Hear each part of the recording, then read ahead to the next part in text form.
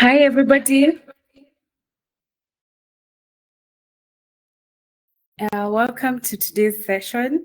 We just give a few minutes for people to join, and then we start at exactly um 10 minutes past 8. Thank you. In the meantime, you can continue introducing yourself. Let us know where you're joining us from and which country. Yeah.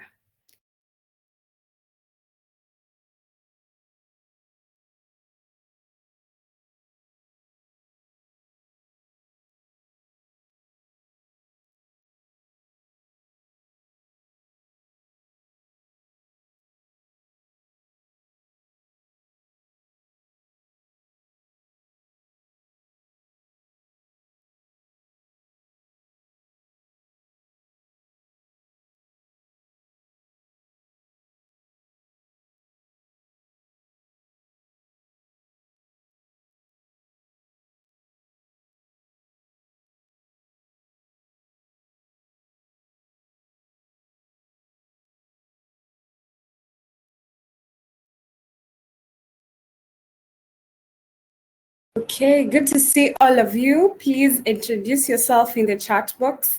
Let us know where you're joining us from and your expectations for today. Thank you very much.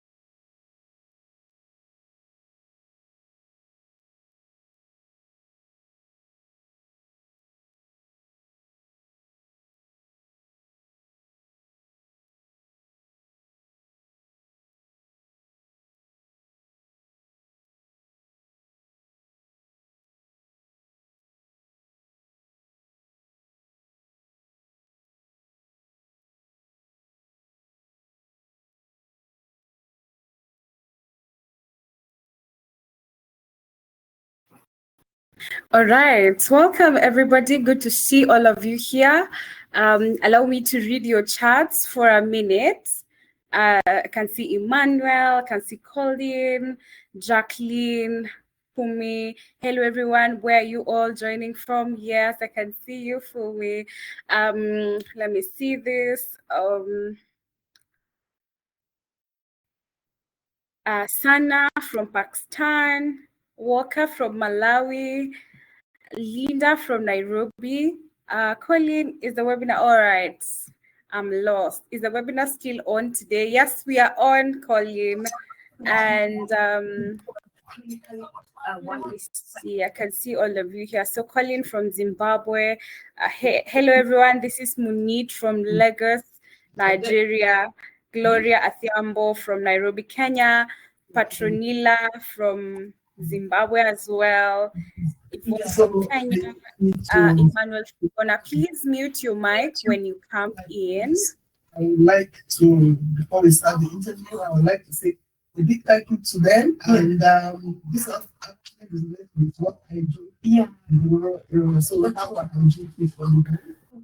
So, is anyone talking? Who's talking? Let me see. Please mute yourself. Thank you very much. Yes, please mute yourself.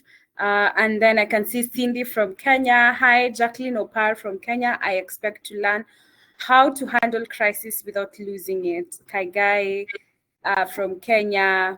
Oh, Nan Orinji from Chinoso Nanchi from Nigeria. Good to see you. Janet Chebet from Nairobi, Kenya. Amazing, amazing. I can see all of you here. Thank you very much for joining. And today we have an amazing lady. She goes by the name Funmi Ajala, and I know she's going to tell us the other name I am not able to pronounce. So Funmi, allow me to read her bio before we start. You can continue sharing your expectation and where you're joining us from tonight. And I don't know if everyone, I know we are in different time zones and we might be having different time zones. Let me just do this for the presenter. Funmi, let me know if you're okay now, if you're able to see my screen, if you're able to. I can, yeah. Yeah. All right. Everything is fine from my end now. Yeah. Okay, amazing. All right. So let me just share one more time. And then I'll read her bio.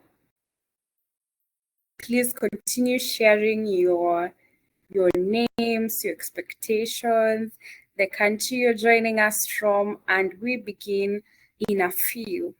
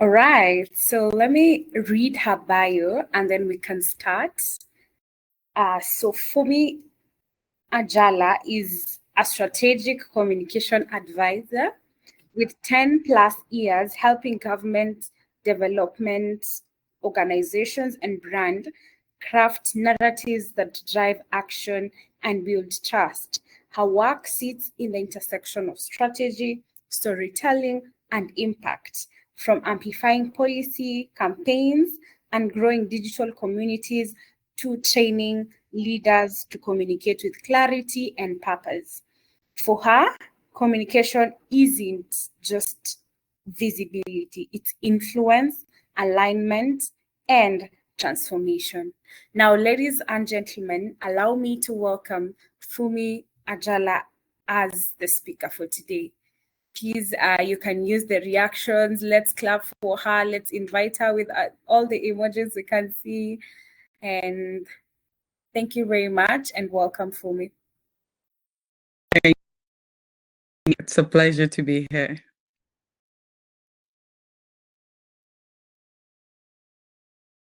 All right. I guess this is where I take over from. Yes. I guess looks like you have to help me share the slide. Okay, just give me a few Yeah, minutes. the button has disappeared from here. But it's fine. So how are we doing? I hope we're okay and we're good. And yeah, today's the day we talk about crisis, reputation management. So we're going to be, this class will be a bit interactive. So I need you to get your game on. You will be using the chat box when I said, let's use the chat box. So, and then secondly, please, if you are not speaking, kindly mute your mic. It will be very interesting. I mean, it's going to be a very interesting class. I promise you that. But let's mute our mic, get your pen and paper. And at the end of the session, I have a little gift for everybody to take home with them. So, yes, without so much ado, can I have my slides, please? So today we'll be talking about crisis and reputation management. Yes. So can you put in the chat box what you understand by the word crisis? What do we understand by the word crisis? Can you put in the chat box? What do you understand by the word crisis? Hello? Hello? Hello. Yeah, I'm waiting for a response, at least a couple of responses. What do you understand by the word crisis? What comes to your mind when you hear crisis? What comes to your mind? Disaster, out of the norm. Okay. Conflict. Okay. Okay. So next slide, please. So today we'll be talking about, so we'll start with our introduction to, and what is a crisis. We'll talk about why your reputation matters, the golden rules of crisis management, and then the crisis communication formula and common mistakes for you to avoid. Building reputation before your crisis. So we'll look at practical takeaways, memorable one-liners, and we'll look at a final reflection, and we will do a couple of case studies. So, and that is what we're going to talk about. So to start with, so I'll say every brand, organization, or individual faces crisis at some point. So there's no how an organization and establishment, even in families, will have conflicts. I think so. So, wow. Sharon, there's a message here on top of the box on the distance. So check it out. So anyway, let's go on. So I'll say at one point in time, any organizations, individuals, you face crisis at some point in time. And then how you respond to it determines whether you will lose trust or you will build resilience. So we've had brands that have, in short, I think this year, there's been a lot of crisis globally, especially around Africa. I think sometimes last week we had one in my country. I live in Nigeria presently. So we had a crisis as well here in Nigeria, and it got out of hand. The crisis management was very poor. It was executed very poor. And then, so when you think of your reputation, so crisis and reputation management goes hand in hand. So you need to build your reputation before you have crisis. So when you have crisis, what you've built as a reputation is what is going to make or mar your crisis. So that's one thing we need to look at. So we should spend more time building our reputation, managing it, and wish or pray that we don't have crisis, because it will happen at one point in time. And when it does, we will be ready. So what you've built as a reputation is what will speak for you in terms of crisis. So think of your reputation as your public credit score. So I don't know if it does happen in Kenya or some East Africans, but I know in America or Canada or some of these European countries, they will tell you to build your credit score in order to be able to buy a car, get a loan to purchase a house. So credit score is you have how much money you earn, what you have. You don't really have like debts. So how do you spend? Do you have credit cards? And how do you spend it? Are you owing? So they encourage you to get credit cards, but at the same time, not spend it in a very wishy-washy way. So your reputation is your own public credit score, and one bad move can damage it. But if you handle your crisis very well, it will strengthen your reputation. So, what is a crisis? So let's go to the slide that say, what is a crisis, please? That's slide number 5. So what is a crisis? So you can define like a simple definition for a crisis is an unexpected event that threatens people, reputation, or operations. Is an unexpected event that threatens people, reputation, or operations of your organization, of things. You have crises in families, you have crises everywhere, like I pointed out, but there are different types of crises. So there are different types of crisis. So we have what you call operational crisis. Operational crises are like accidents, product failures. Those are operational crises. It happens. Operational crisis can happen in manufacturing environments like the FMCGs where you have factory. So that can be operational crisis. Financial crisis is like losses, fraud, bankruptcy. Financial crisis, any entity, any business entity can face financial crisis. But in our climate, most of the establishment that we talk about, when we talk about financial crisis, what comes to mind easily is the banking sector, is the finance sector. But it's not just the finance sector that get affected by crisis. You have organizations, because everybody, you pay salaries, you deal with money, you buy goods, you sell goods, anything that has to do with transaction of buying and selling where money is involved, it's financial. So you have finance as is a very key component of any business. So any business can run into financial crisis. Then reputational.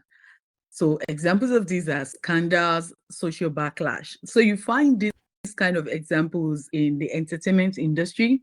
You find it in the political sector. It's more common there, but still, any organization can face reputational crisis. It's very.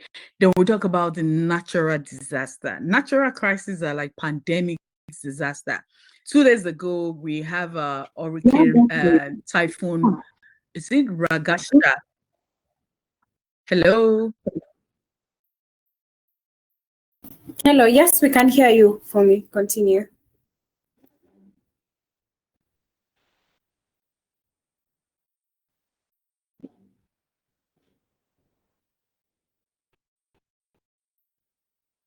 We can't hear you now.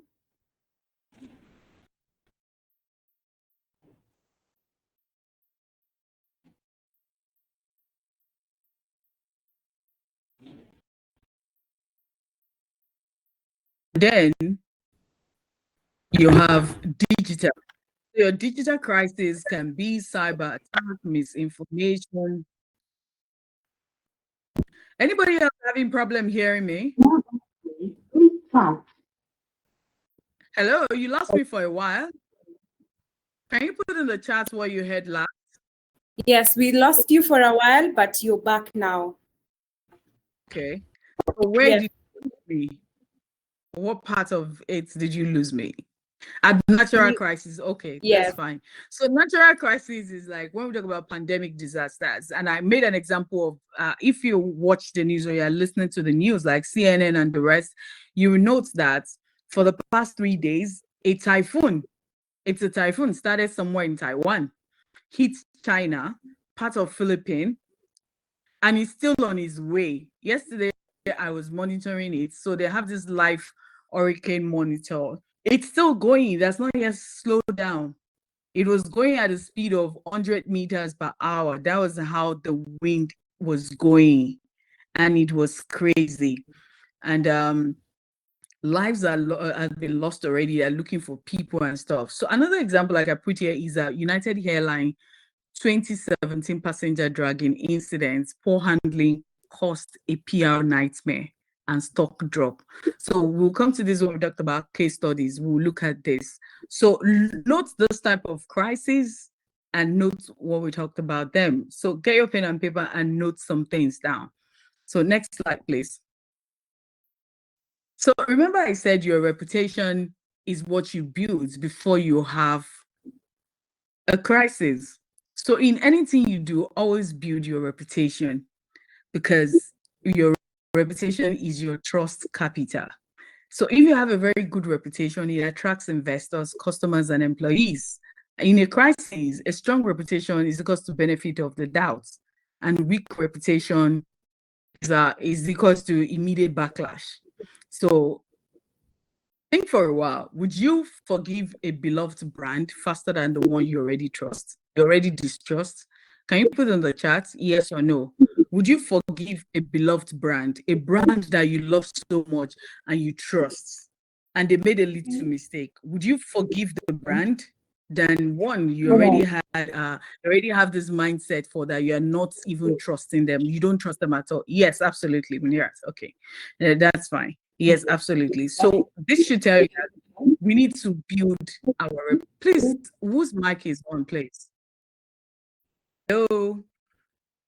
So that shows you that we need to really build our reputation and you build your reputation as a brand with your clients, with your followers, with your consumers, depending on what sector or industry you are. But as comes professionals, I would say we build our reputation every day. Some of you might be in the media house, some of you might be in your organization, some of you might be working in an organization, some of you might be working in NGOs.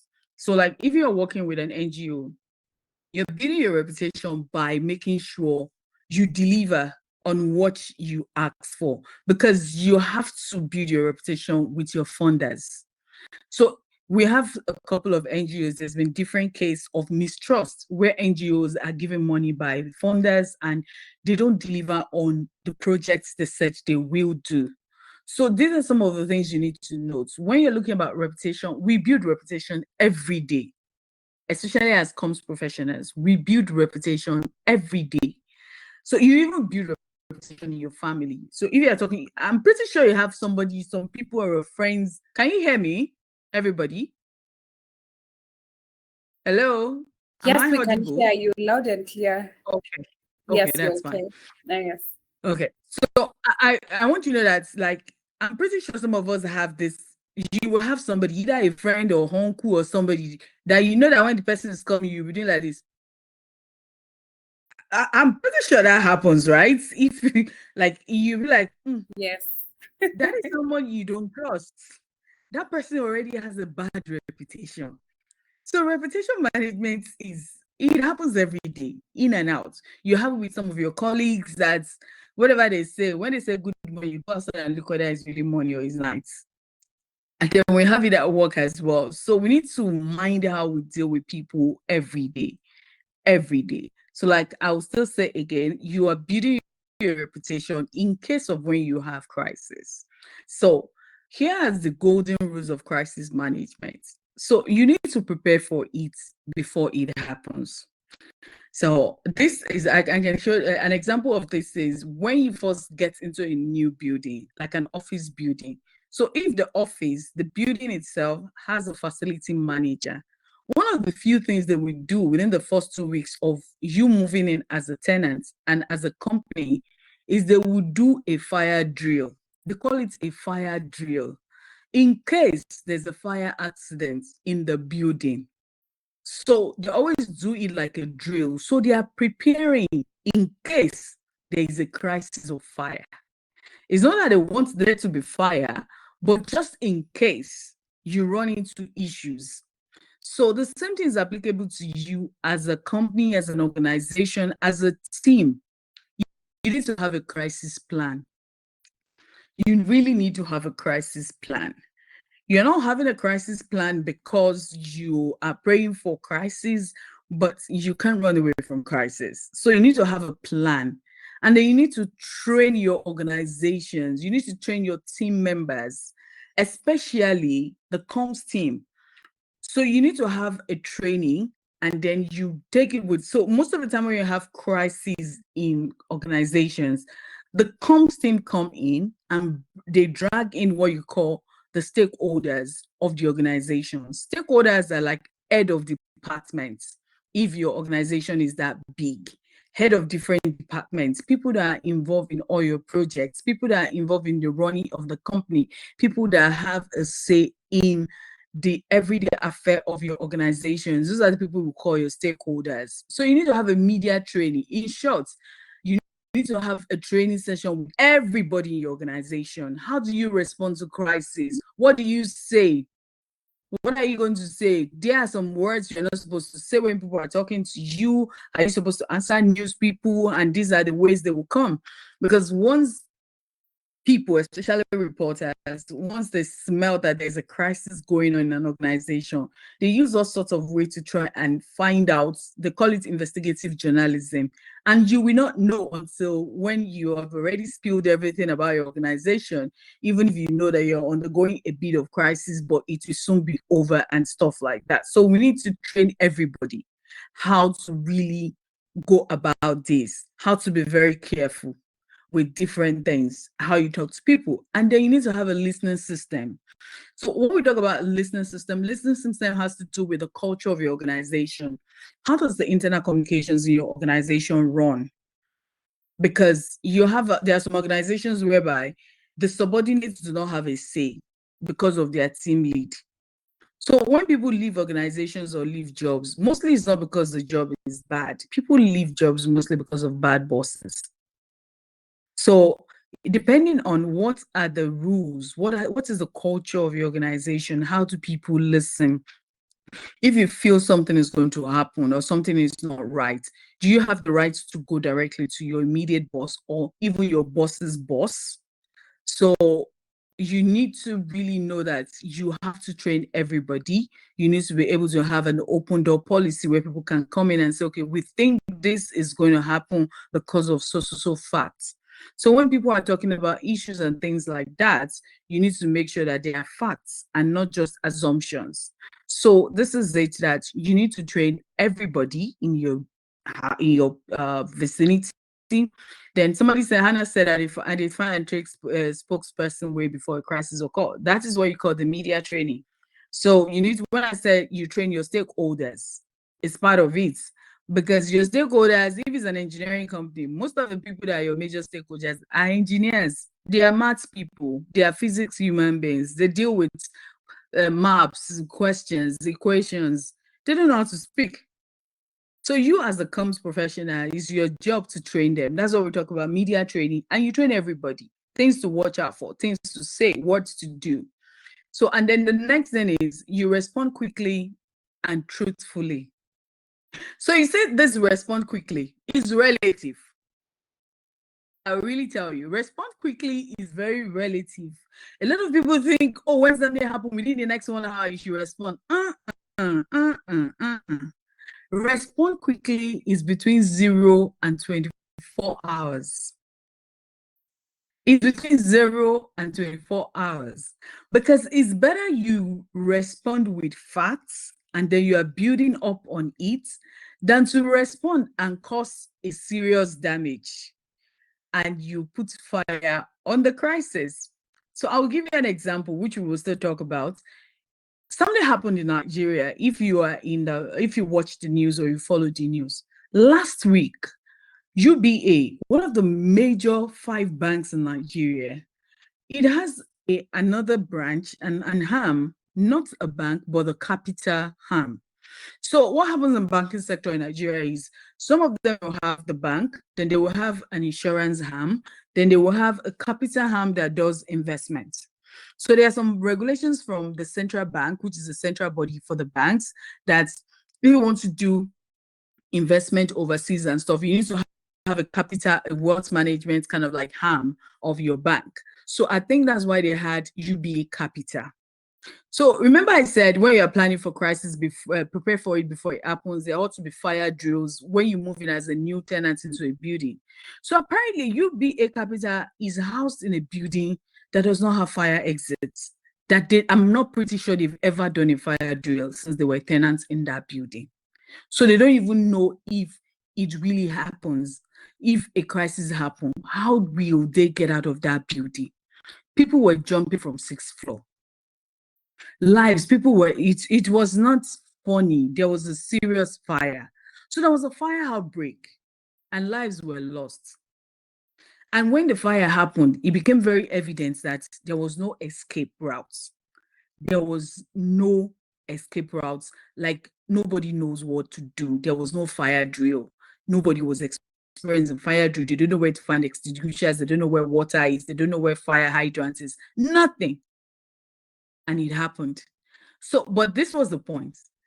The UBA Bank, which is the mother of all the other establishments, the comms team quickly put together a statement stating that it is not the head office that is burning, that is on fire, that is UBA Capital.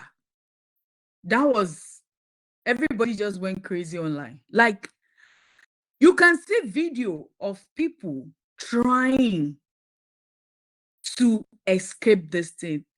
You are busy releasing a statement that is not your head office. That crisis was poorly managed. Then, to make matters worse, the CEO now decided to throw his whole team, his whole comms team under the bus and released another statement, throwing the entire comms team under the bus.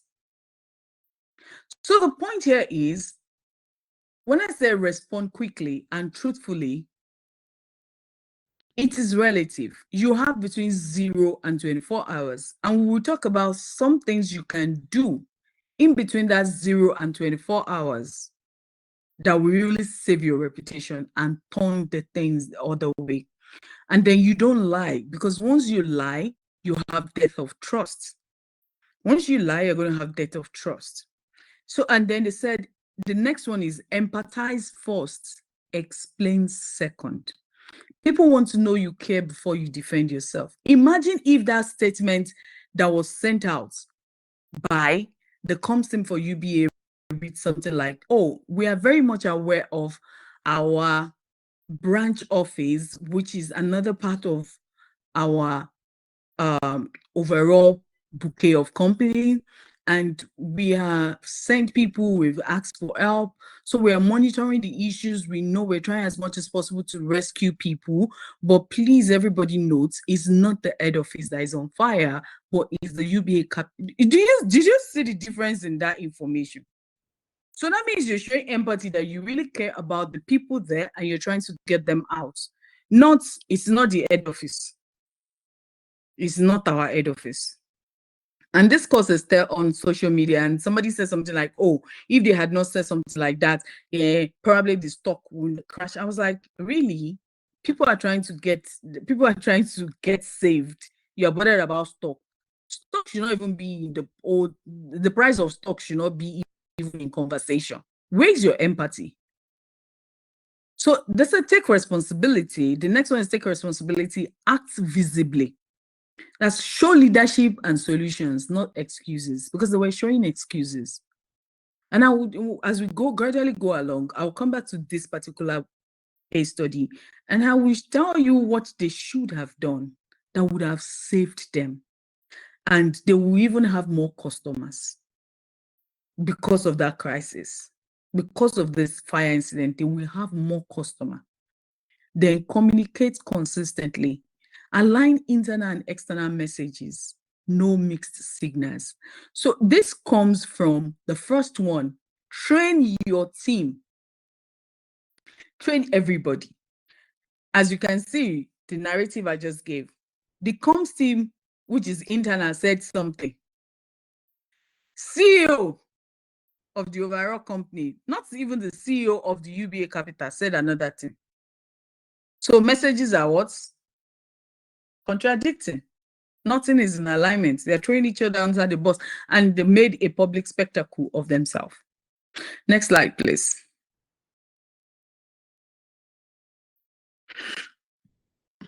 So I'll teach you what you call a crisis communication formula. So a crisis communication formula is ACT. That is your formula for crisis communication. Acknowledge. You need to admit the issue quickly. Care. Show empathy and concern for affected people. Then take action. Share steps to resolve and prevent recurrence. So we're talking about fire, about this now. So you can just imagine, show empathy and concern for affected people. So the case study here, which is part of our case study, is an issue of Johnson & Johnson's Tylenol crisis in 1982. So they had a crisis when they discovered that about 7 or 8 people died after taking Tylenol from Johnson & Johnson, which was the Tylenol. I think, you know, when you have Panadol extra. So I think it was extra strength Tylenol that they took. And so it was as a result of a poison. There was a lead potassium poisoning during the production. So what Johnson & Johnson did was to go on the shelf of all their customers that have bought everything, all the pharmaceutical companies, supermarkets, all the stores that have all their products, and they took everything away. And as they were doing this gradually state by state in the United States, we're communicating openly that we're in this state packing this is what we found, this is what we found, this is what we did. It's a big loss for the company. Do you know what it means? America is 50 states. 50 whole states in America, and one state is the whole of Nigeria. So imagine having almost 50 of that. And you're pulling all your products that has gone around 50 states, you're pulling them away from the shelves. That is a huge loss for Johnson & Johnson. But they did it. And it handed them more trust with people. And I think after a while, people bought more of their shares, their products went up and every other thing. But you see that trust and transparency that it exhibited really saved them and saved the whole thing. Next slide, please. So we'll talk about common mistakes you need to avoid. Number 1, denying or delaying, hoping it blows over. I'm pretty sure some of us have seen some of these things happening. Like, I think another very good example I can talk about, my slides are not moving. Jacqueline, the slides are moving. It might be your network. Jacqueline. Yeah, the slides are moving. Yeah. So it might be your network, Jacqueline. So one of the things to avoid is denying or delaying. So you cannot just sit and say, oh, it blows over. No, crisis doesn't blow over. Though there's some time when it's not everything that happens you need to respond to. You need to take your time that when you're responding, you respond with facts and what you have done. So it's dependent on the different situations that is happening. So it's not everything you have to respond to most of the time. But there are some that is very glaring, you need to respond to immediately. And then you don't blame others. So this UBA issue is a classic case. The CEO was blaming the comms team. So in the business world, the person that failed is the CEO because you hired them. So how can you hire people that don't know their job? So the person that failed in this is the CEO. So, but instead he's blaming his comms team, threw them under the bus. And then don't use corporate jargon. Use language that people understand, human language. Very simple and straight to the point. Human language, use that. Then number 4 is forgetting employees. Your employees are actually your first ambassadors. Any organization that is not, this is where you talk about internal communications. You know, in comms, we have what we call internal comms and external communications. But they need to go hand in hand. Internal comms and external comms, they are brothers and sisters. If your internal comm is not good, your external comm is crap. Internal communication drives your external communications. Because with internal communication, you build your company culture. And when you build your company culture, that is what speaks for you. Because right now, in the influencer marketing world, it's employee influencers that is actually reigning. It's not hiring influencers from outside. No. Your employees are your first influencers and your first ambassador. And if you empower them very well, they will. And so when people believe that, and if people in the company are speaking very well, the organization is speaking very well about this organization, then it's a very good organization for us to invest in or work in or do things or buy their products. So, but a lot of companies make that mistake by first of all going to bring in big influencers from outside. I'll just collect your money and go. But the people that deal with you every day, they know your everyday operation, they know everybody that works. Those are the people that people will believe. Trust. You see, one-on-one trust is more important now than going to look for one Nollywood, Hollywood star, or whatever you call them. No. Influencer marketing has changed. It's employee marketing. Employee as your influencer. That is what is reigning now. So you don't forget your employees. They're your first ambassador. And then let's go to the next slide. So you need to, like I said, you need to build your reputation before crisis. It's very important. You build your reputation before crisis. And here are some ways in which you can build your reputation. Consistent good behavior is equals to trust, reserve. So let me ask you something. How many of you, when you see Nike, do you like Nike? Like, put in the chat box some of the brands you use that you like, their reputation. You like how they look outside, what they do. I'm waiting. Put in the chat box some of the brands you like. It could be your local brand. What do they do? Is it coffee?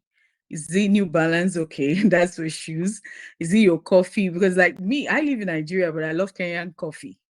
I love Kenya coffee. So when I see anybody coming from Kenya, I'll be like, this is the coffee I want. Please get me coffee. So that's to tell you that, oh, and then I follow some of the stories of how coffee is made in Kenya. And I try to check the kind of company that is doing it as well. So they always have consistent behaviors and then they engage openly on social media. One brand that I love, the way they use their social media, is Nike. Nike uses it to tell you the human story, the empathy. Nike gives you that thing of confidence. To the extent, because the inclusion is one of the things they do with Nike. Both the people with able disability, like they put everybody in shape. Can't you hear products? Coca-Cola, everybody knows Coca-Cola. Coca-Cola is more than 100 years old. And that means they are doing something right. Coca-Cola is still the highest, like, it's still the highest drink that everybody drinks. Irrespective of the fact that everybody says Coca-Cola is poison. You use it to wash toilets, you use it to do this, you use it to do that. People are still drinking Coke. People are still drinking Coke. And Coke has one of the best adverts. They've actually hacked that space for adverts. And how do you engage? And then you need to build relationship with press and stakeholders. So this is where it comes in. So you see, organizations, I've noticed this in the African context within us. So what we do is we try to see the press as our enemy. The press is not your enemy. The press is your friend. The press is your friend. I have to tell you that. So let me tell you a bit about myself. I used to work in the newsroom as a journalist. I was the online editor for one of the biggest, most innovative newspaper in Nigeria before it went defunct. So we brought in New York Times, American standard to Nigeria. Our newsroom was one of the most, was actually in that particular time space between 2008 and 2011. It was the most innovative digital newsroom in the country. So I used to work in the newsroom. And I saw the relationship that organizations build with reporters. So any organization you're working for, NGO, whatever, let me teach you one secret today. Go and study the newspapers very well online and look at the section of the newspapers that you think your stories should go into. Look at the name of the reporter that is always covering that beat. They call it beats in the newsroom. Send a mail, find out to go on LinkedIn, look for that person and send that person a mail. So there's no secrets people don't know. News reporters too, they have their quota. They need to send news to the newsroom every day. They are looking for news stories. They are looking for news stories. So this is it. This is the trick that most people don't know. So if you're working for NGOs, like put in the chat box, I actually want to know the organizations, the sector everybody is working for, so that I will know what to say. Are you working for NGO? Are you working in government? Are you working in business? Quickly in the chat box, drop it so that I will know the next thing I'm going to tell you. NGO, okay.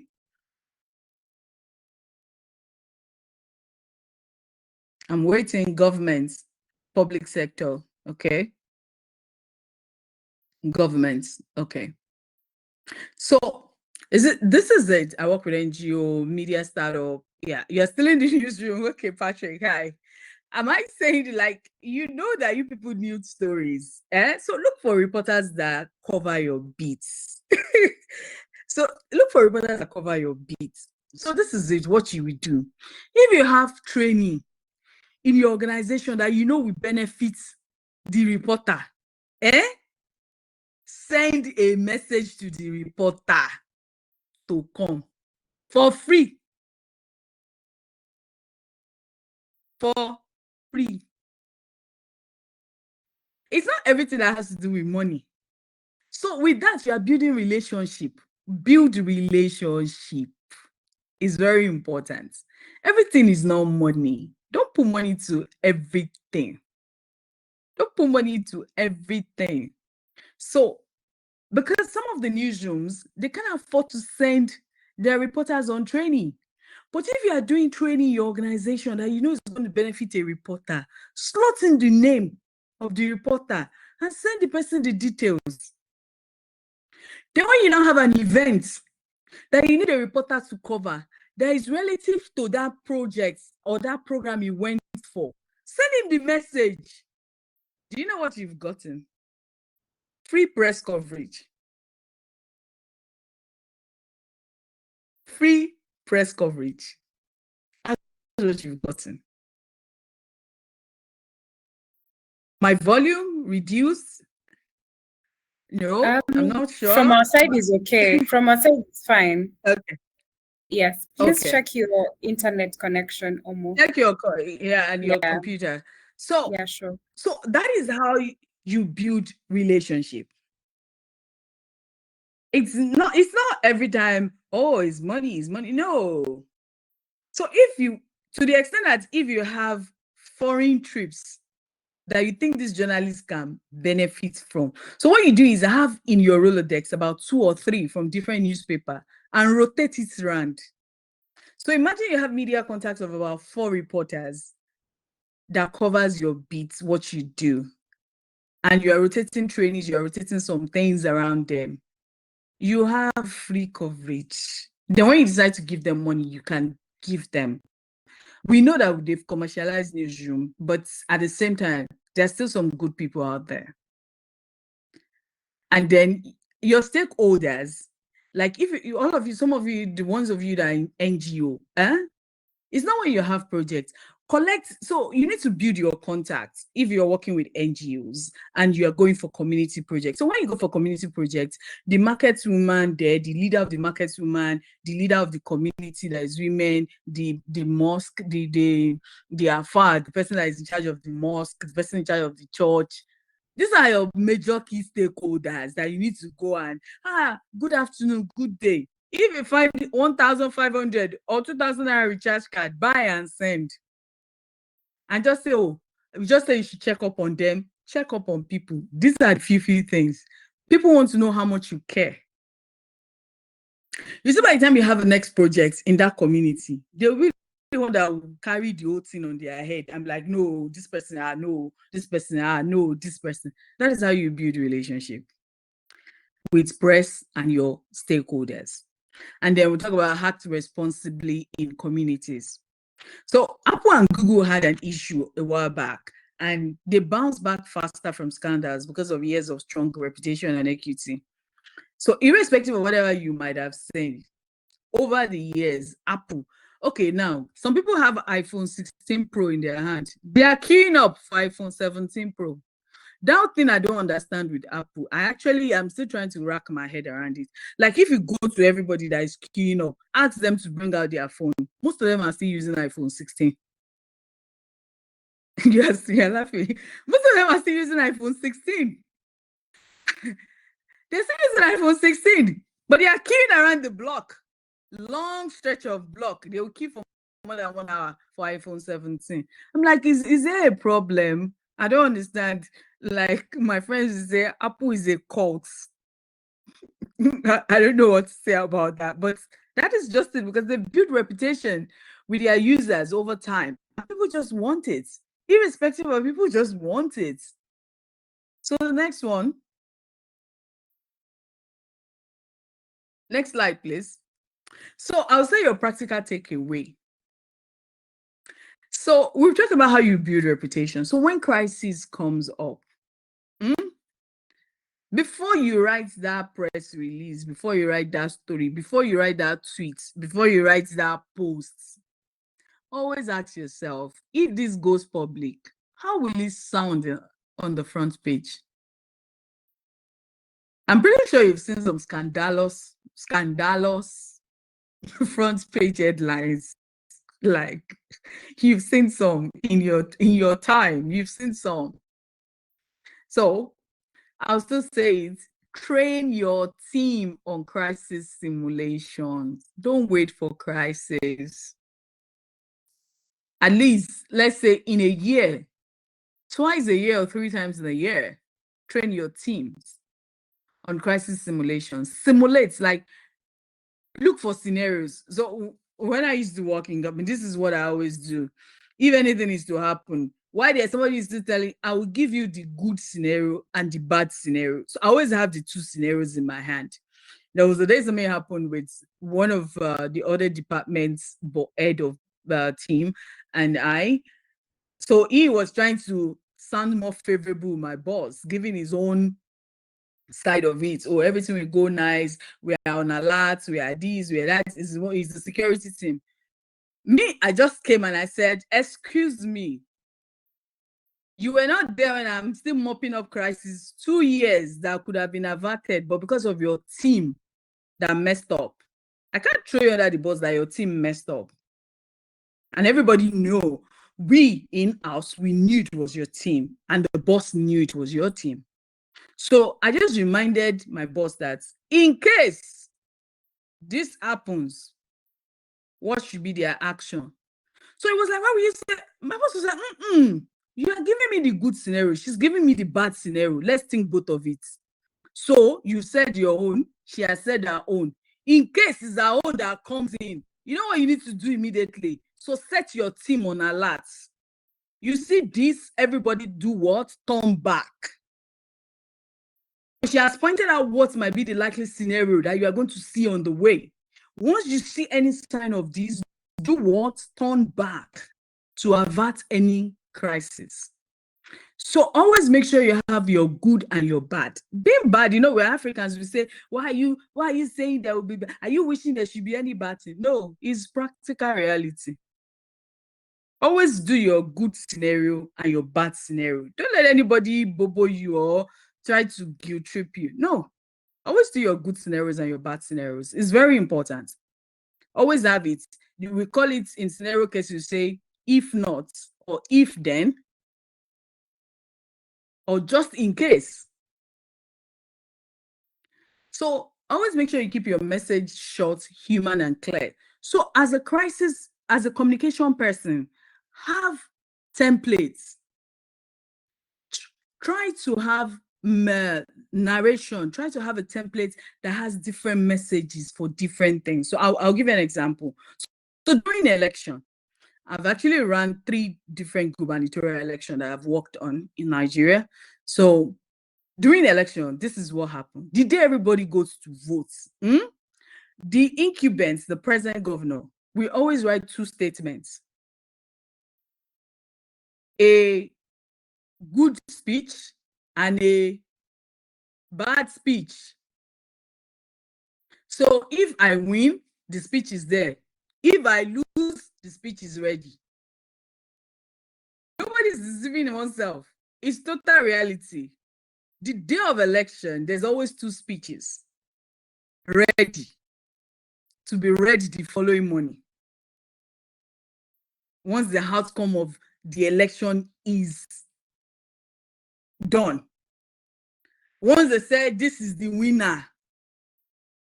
Did you win? Bring out the good speech.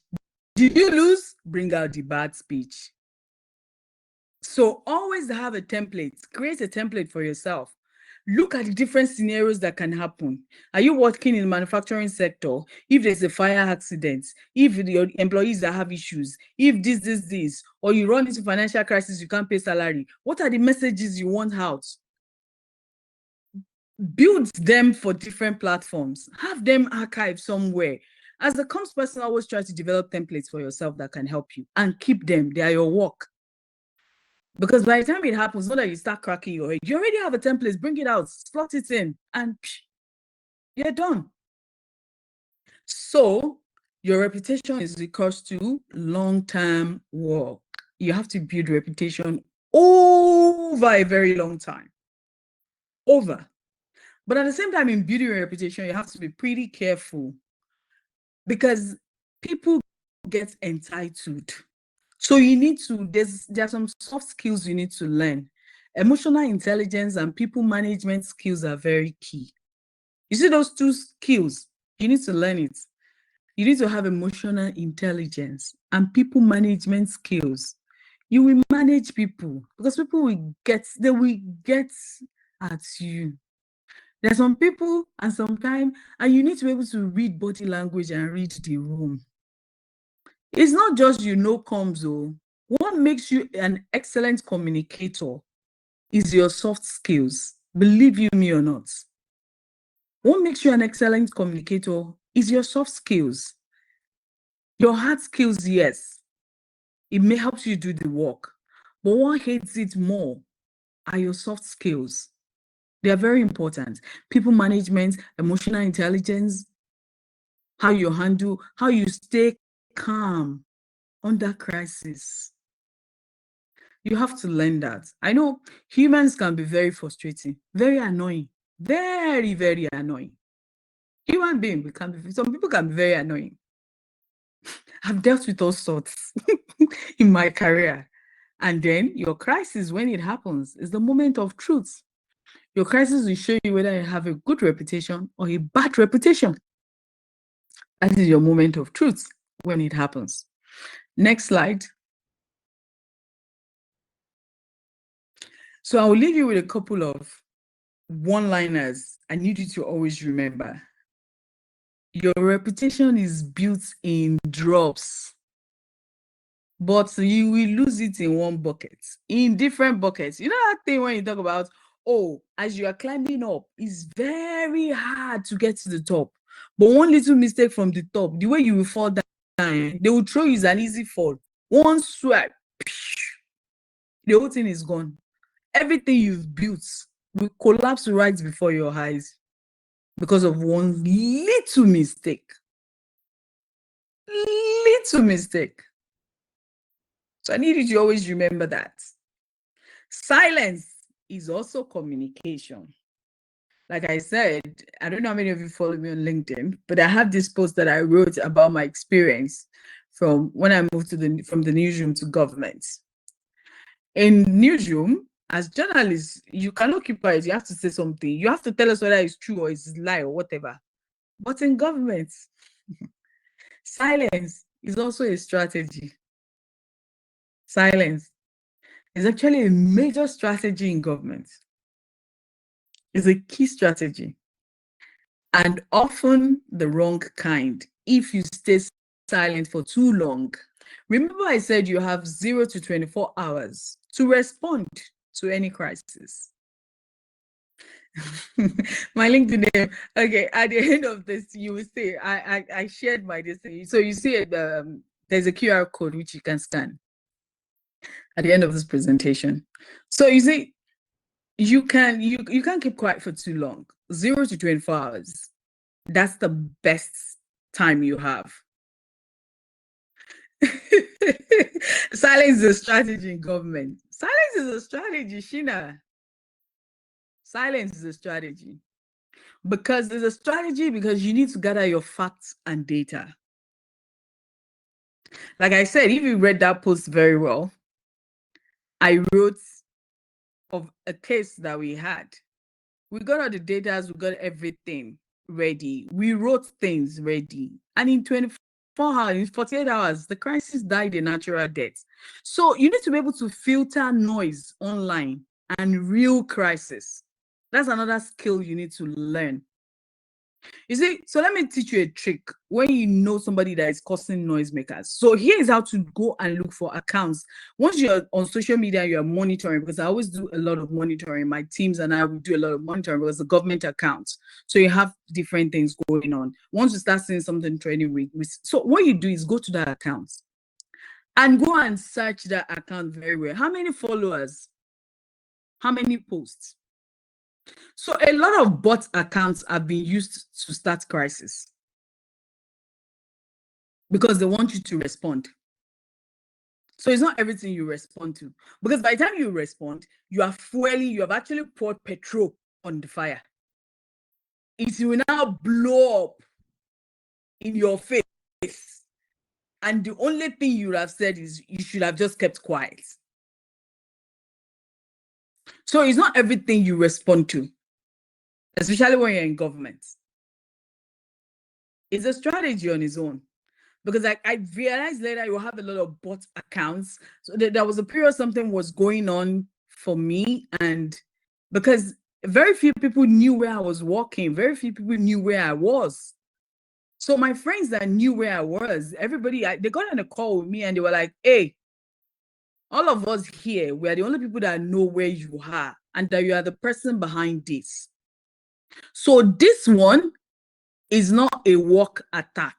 This, what is going on with you right now, is a personal one. So by the time we found out, it was one of my colleagues that was jealous, that was instigating issues online for me in relative to my work. So immediately I found out, I dealt with it. I mean, I dealt with it straight. I took her straight to my boss. Like, I dealt with it. That somebody should please help me warn her. And they should please deal with her for me. I don't have time. I don't need distraction from my work. So you need to be able to understand accounts. Especially, so that's why I said it's not everything you jump on. It's online. In this age of social media, no. And you need to be able to filter it. So imagine an account that has been talking about fashion. Suddenly it's talking about your NGO. What do you think is happening? or suddenly talking about the project you are working on. Somebody paid them to do that. So these are the little things. If you have an account that is not talking about a certain thing before, that has something they were talking about, and suddenly they diverted, they are paid to cause trouble. So what you need to do is to find out who is behind those accounts and look for somebody that knows them. So you need to do, that's why you say have contact details you can call. Monitor people that you think you need to do your own personal research and keep your own personal data. There are some influencers that are very strong in some areas. Keep their data. Look for people that knows them in case of when something will come up. And meanwhile, when you check some of these profiles, if they've been used before for so and so, there's one thing everybody always forgets. You have a digital footprint online. It doesn't disappear. It does not. The internet does not forget. It's real. We have a current minister in Nigeria. Hello, can everybody hear me? Hello? Can you hear me? Okay. So we have a current minister in Nigeria. So during his you always appear in front of Senate. During his hearing to become a minister, his tweets from 7 years ago, they brought it out. 7 years ago, they brought it out. They told him that you said it's about government then. How are we so sure you are now qualified to be a minister of the Federal Republic of Nigeria? The internet does not forget.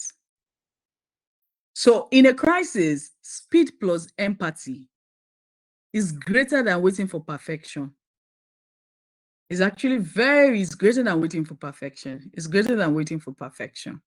So you need to look at it, respond swiftly with empathy. Empathy is the key word when you are responding. Empathy. People don't care how much you care. I mean, people don't want to know how much you care until they know that you really, really care. They want to see how you care. They don't care about is how do you care about them, about people around? How do you really care? Empathy is very key. Next slide, please. So our final reflection is crisis is inevitable. Your reputation is optional. You can decide to, like, I'll give you an example of a particular guy. His reputation is as a troll. The guy will troll you, abuse you, everybody knows him for that. Everybody knows him for that. So he's useful to some people with his music.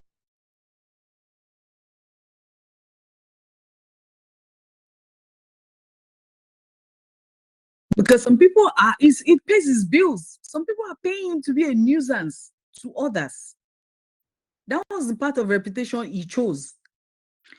And if I remember correctly, he's the current spokesperson for the Minister of FCT right now. So he said something online, and in a group that I was, people were getting angry. I was just laughing. And I just dropped, I said, if you know these guys as antecedents, you will not give yourself a headache. This is who he is. This is him. Is it that way you're saying you have to be good? You have to, he does not concern his life. This is who he is. Everybody knows his reputation to be very soiled and terrible. That is just the guy. So as communicators, what do you want to do in building your reputation? It's up to you. It's not up to your boss. So it's up to you. It's not up to your organization. It's up to you. You are the custodian of reputation for your organizations as communicators. So your role as communicator is to turn moments of risk into opportunities for trust, because as you have built good reputation along the line with some of the things we've talked about, when you're in time of crisis, people will really like, no, it's not this person. I remember when we had our little crisis then, what was so funny was it was a huge event, which we had the reporters, TV, radio, newspaper with us. So we made provisions for them, so they were going along with us from places to places. They were with us when the incident happened. So imagine we don't have to do any news reports. They wrote it because they were affected. And they know the kind of person my team, my boss is. So they wrote it from their own angle. Nobody asked them, they wrote it. So you see, when you have people that knows who you are, that they've dealt with you in good ways and they know, they can tell you whether you're a bad person. Reporters, newspaper, people know you can be very crazy. If they know you, there's a way they read people as well. Some of them are not very nice. But at the same time, you will not go and find yourself and go and make friends with somebody that is not nice. You too, you will not do that. So that's just the whole thing. So that's it. So you need to be able to turn. So when issues like that happen, or when you have crisis, the relationships you've built along the way, that you build reputation with, those are the people that will stand up for you and fight for you. You will have so little to do because your reputation will fight. The people that have been affected positively by your work, by what you do, they'll really want to stand up for you. You have very little to do. So next slide, please.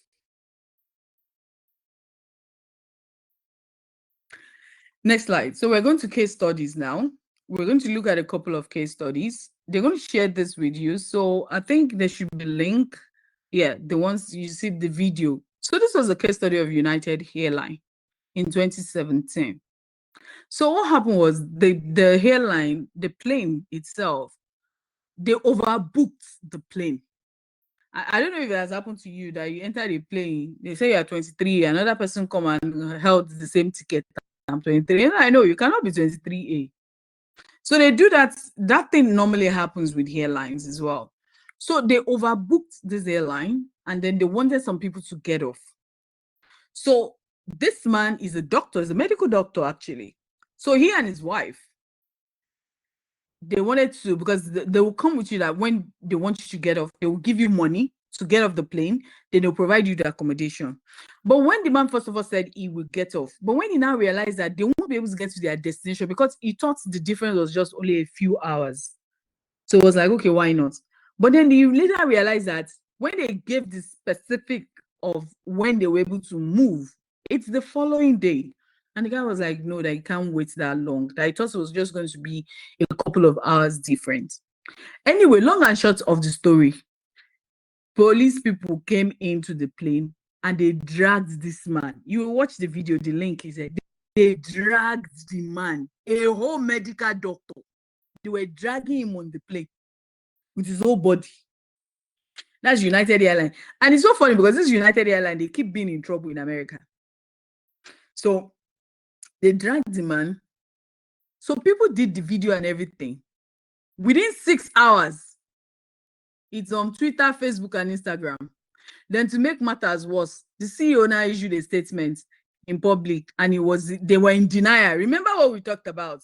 You don't do what? You don't deny.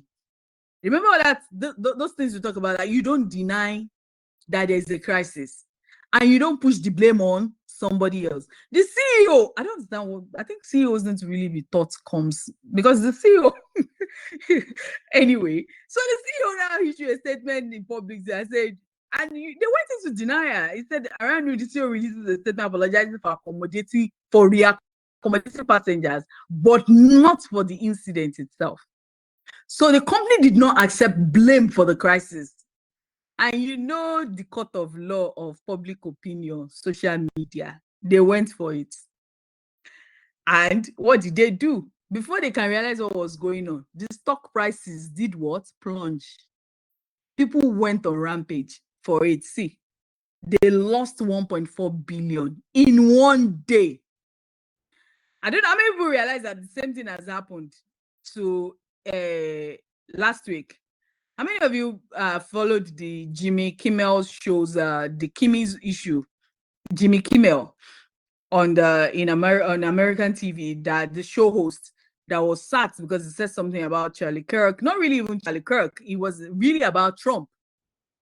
Because people were like, it was pretty respectful about Charlie Kirk. It was just about Trump when he was talking about that the government was not supposed to do something, that they sacked him. In 3 days, guess what happened? 4.4 billion. People unsubscribed from all their services in America, Hulu and everything. The last I read yesterday is they wanted to bring him back. And people are like, no. They unsubscribed from Hulu, from Disney Plus, like all their services. People were just unsubscribing. They were unsubscribing from everything. And people were like, no, Jimmy will not come back. With the humiliation and everything they gave him, they will not come back. But if it's going to come back, the kind of demands is going to make on them, they cannot hold that thing over him again. So because it shows his words that the court of public opinion is one court, no organization, no government, no people should want to go into, because the court of public opinion is not nice. It's not nice because they will say the truth and they will tell you the truth. So before you know what was going on, United Airlines lost money in one day, 1.4 billion. Their stock plunged. And this same United Airlines, there's a song on YouTube that United spoiled my guitar. Look for it on YouTube. It was a singer. You know when you can't carry your guitar on the plane, so he put it as baggage, and he was watching he had a window seat, and he saw how they were throwing his guitar. You know, people that do baggage this thing, they were throwing it, they were throwing people's bags and all those things. So by the time the guy got to where he was going, his guitar was spoiled. So he filmed the whole throwing of his guitar and everything. And the guy made a song and put it on YouTube about United. The same United Airlines. So next case study. Next slide. Next slide. Okay. So remember we talked about this Tylenol case. So this was really what happened. In the fall of 1982, a quiet Chicago suburb became epicenter of a national emergency. 7 people died after taking extra strength Tylenol capsules. It has been laced with cyanide, which they didn't know. A 12-year-old girl, a flight attendant, several members of the same family had random attack and they died. So the capsules that have been purchased at local drugstores, supermarkets, this meant that the contamination they could not trace it. Remember, there's something when I don't know how many of you always watch all the science series and stuff. There's something always called when there's a pandemic, like we had with Ebola, and we had with what was this last one that we had, COVID-19. There's something they always call patient zero. So like in Nigeria, the Ebola crisis, they found the patient zero. That was what saved them. The patient zero checked into the hospital. That was how we lost Dr. Ededevo. She was the one that treated the patient zero. So they're always looking for patient zero. Patient zero or anything that has to, especially in a pandemic, is the first person. That's the origin of the whole thing. So what they did was they removed all the Tylenol from the shelf, and it cost them 30%. That's 35% of over-the-counter this thing. It was more than a brand problem. It was a nationwide public health crisis. Because if you notice, in America, there's one thing everybody always have in the house: Tylenol, or what's this other one? They always have painkillers. Americans love painkillers a lot. They always have it at home. So that is it. They have to remove it. So if you get the slides, you click the links, you follow the story. The next one. And the next one is in your neck of wood in Kenya. Hello? Next slide, please. So the next case study. So this one is still the same Tylenol crisis and stuff. So you can read about it. There's a response. So you have some rule of litigation. So you have some other this. If you check the links, there are different case studies. There are different opinions about this case studies that you can talk about. Then this one is Standard Group in Kenya.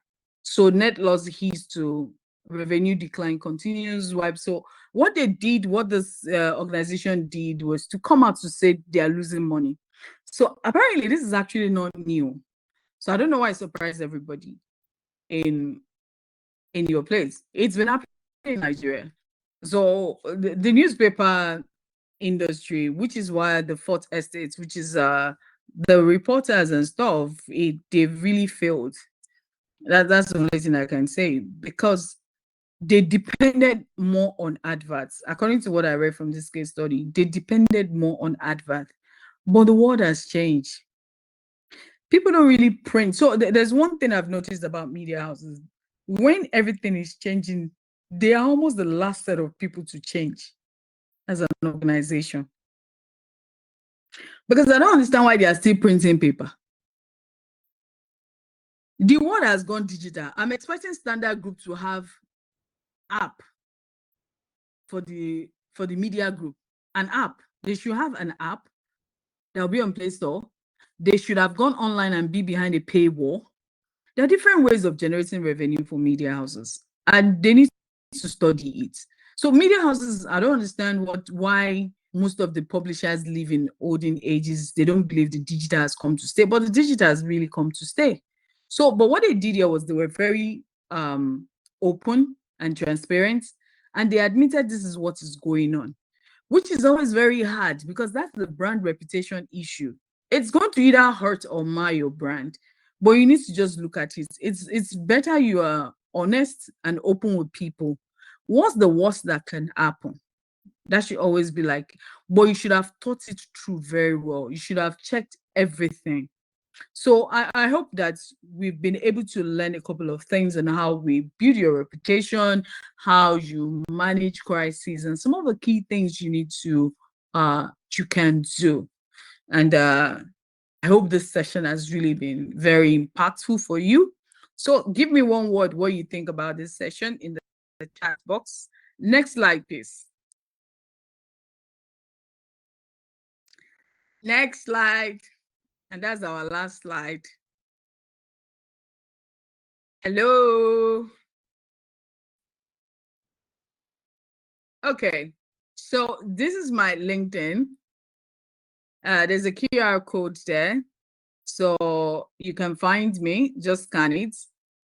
So great. Many times we try to cover up. Yeah, but I mean, being truthful at times is a very big challenge. I have to tell you. Saying the truth, it could be very, very challenging. And Sharon, please share the link for the Google form. So I need you to fill this form. If you fill this form, I will send you something like a template and a structural thing that you can use for you. One of my frameworks. So I have a framework, the CAM method. I call it the CAM method. And then what you need to do, how you need to build up within 24 hours for any crisis reputation, the different moves you need to make within 0 to 24 hours. So you need to kind of like look at it and use it for how it fits the organization, but have it as one of your templates that you can use. I will send it to you. So there's a form. Sharon, please share the link. So she's going to share the link here. It's a Google form. Fill the form. This is the form. So once you fill the form, I'll have your email addresses and stuff. So I'll send it to you. You will get it this evening. Once we are done within the next 1 hour, I'll send it. It's already ready. So I'll send it to you so that you can have it, download it, and keep it. That is my bonus for you for waiting till the end of the class.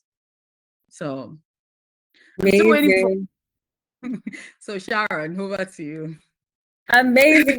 That's a wonderful session. I can see, I'm just seeing everyone saying relatable. That was worth my time. Someone is saying it's been wonderful. I feel like I haven't learned a semester.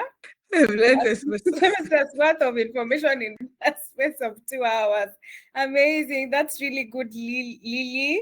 And Brian, please, can you return to how to manage your reputation and crisis in cooperation?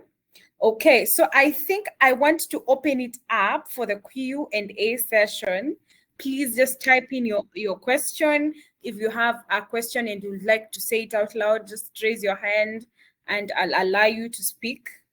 Teddy says, as a youth, I feel empowered and informed. That's amazing. Kaigai says, this is so good. Chishimba says, when the world is evolving, the media is usually the last to join. Powerful. Maria says, informative. Linda says, enlightening. Mary says, insightful. Jacqueline says, great. Many times we cover up. Dom says, this session is amazing. Amazing. Let me know if you have your questions. Please type it in the question and the Q&A session. And I know Funmi will help us answer. And I'm just having this session. And actually, Funmi, you were talking to me directly when you talked about the strategies to involve the media people. And I believe that it's always good to involve the media people when you're starting your project, if at all, especially for people in the NGO space. Many a times we call the media maybe during the closeouts or in the middle of the program, and they really don't know what the project is about and they cannot relate. But if you're able to make them a part of the journey, part of the process, then it becomes very easy. You can also have media breakfast with them, media training, just a small budget, come train them so that you create the rapport and the friendship. So let me know if you guys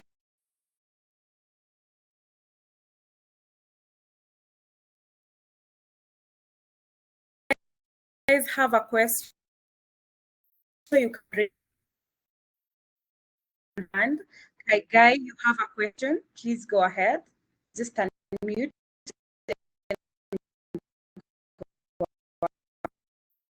Hi, Guy.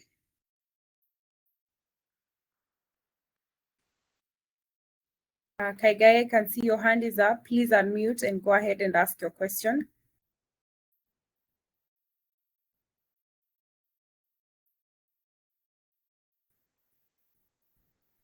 All right.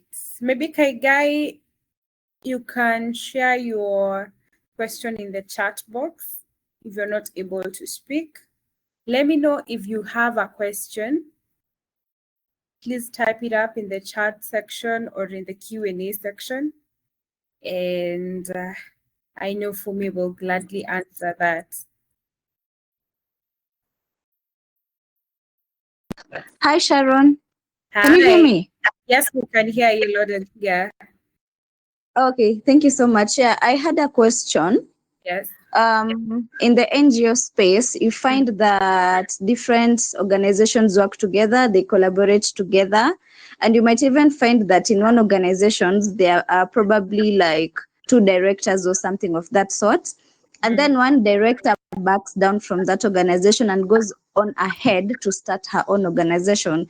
So basically, these are 2 organizations with the same interests, same goals, same objectives, and they are in the same area of interest.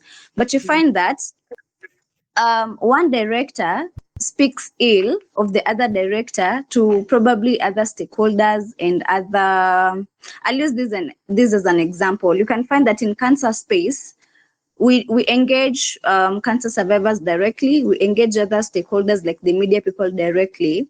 But when you find that one organization is engaging with the cancer survivors, they tend to talk ill about the other organization. They might start saying, I left the other organization because of number one, financial issues. Our directors were complaining of this and this and this.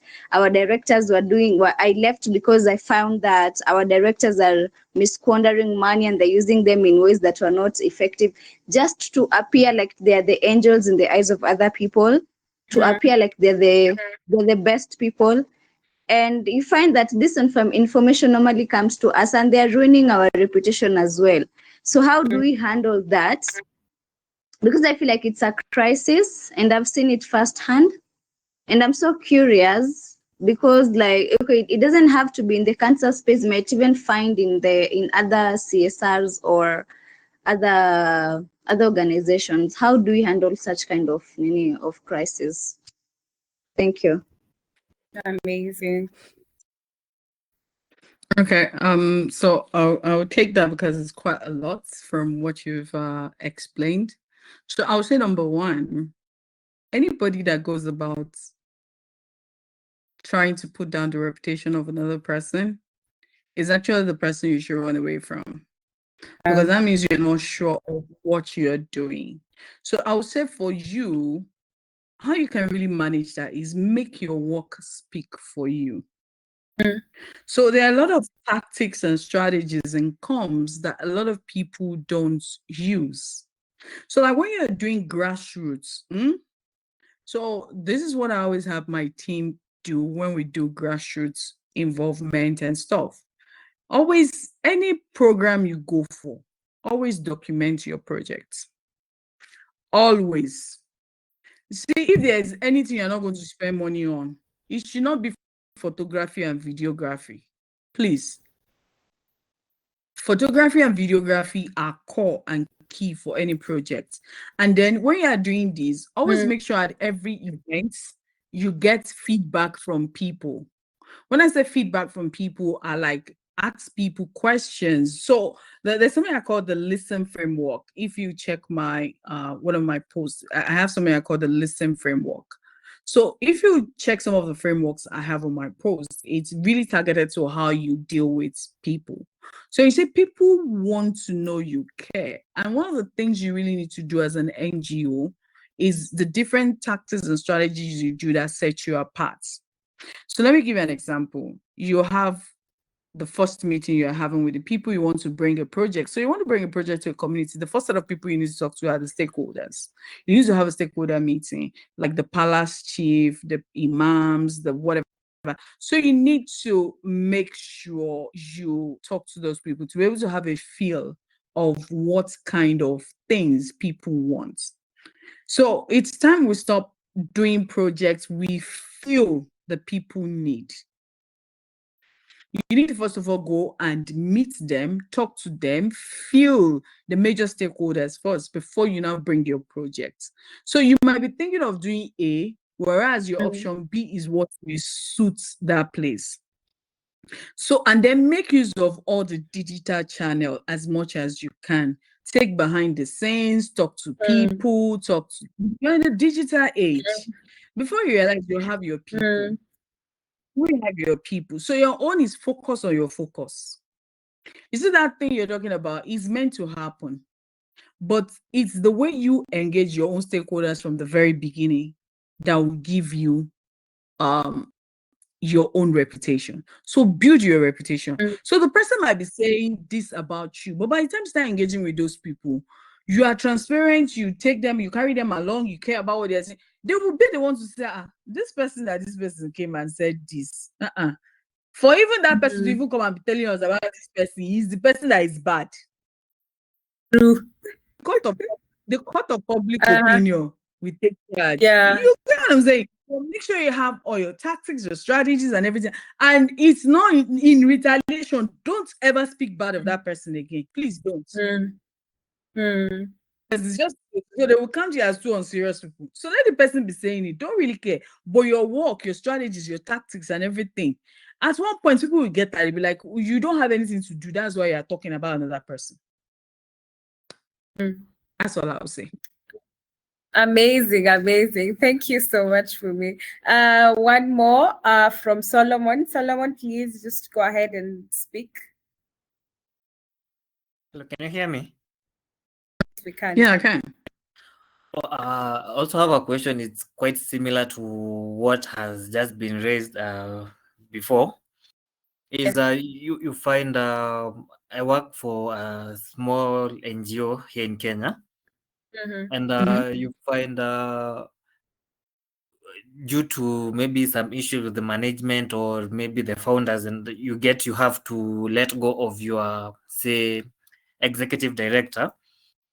Then but unfortunately you find this person having kind of revealing secrets of the organization to some of the donors, which in turn leads to you losing some funding. So I wanted to know, like, how can you try or kind of try to mend that relationship with the donor, because now they already know maybe the company politics or rather maybe the dirty linen of the organization.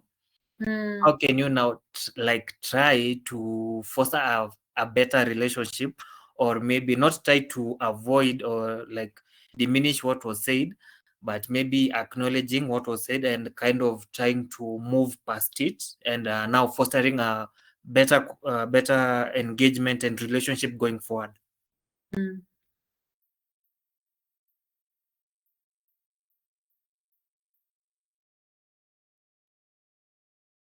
What you just said is pretty dicey, because I have a question.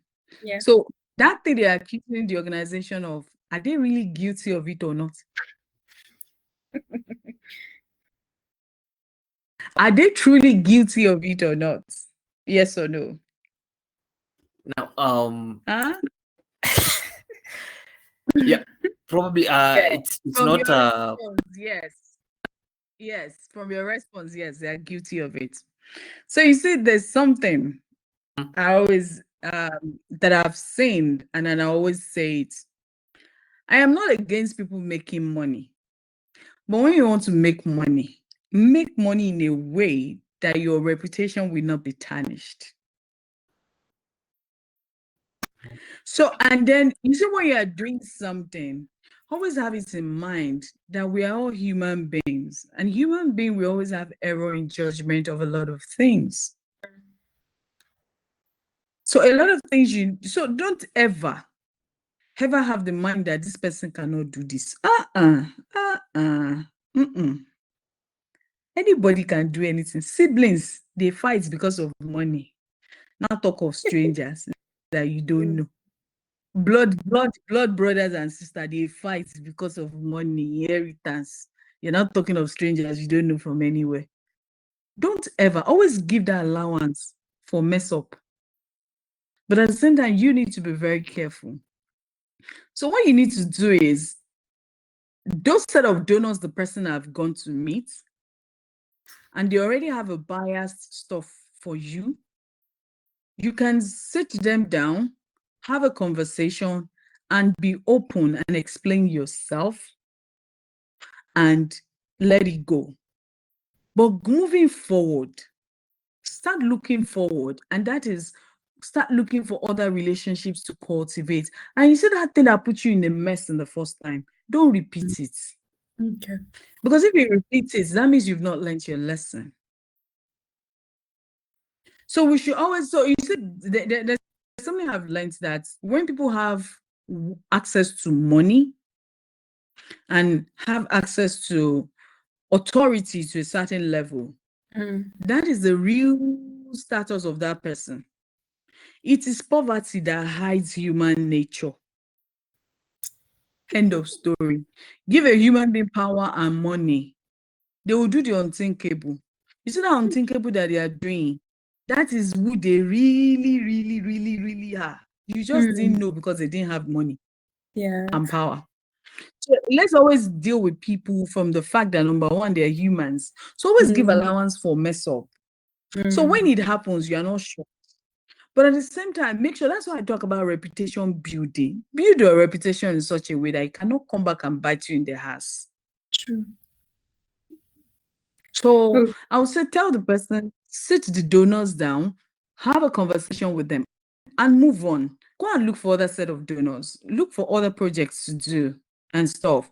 Because this is actually going on. What you just mentioned now is what is going on in the donor circle. A lot of the funders are actually angry with a lot of some of the NGOs that have already been in existence, because they will collect money from funders.